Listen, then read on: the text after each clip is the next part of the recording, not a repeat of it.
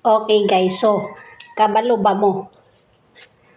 Kabalo ba mo nga ang reels nato nga below 15 seconds ay pwede na siyang ma-restrict. Okay, gi-allow jud ni Meta, di ba? Pwede naman, o pwede na, gi-allow naman jud ni Meta nga bisag below 15 seconds, pwede na ka mag-reels. Pero, na ako'y nahibaw-an nga, pwede ay kang ma-restrict samot na og samot na siguro ubos jud kay siya. No, ambot lang basta kay nakoy nakita nga pwede kang ma-restrict basta below 15 seconds. Siguro per na lang jud nga below 15 seconds imuhang reels mao nang i-restrict na lang jud siguro ka ni Meta. Kay permi na lang siguro ka ga reels og below 15 seconds. Sa ako ra pud ang nahibaw-an ha.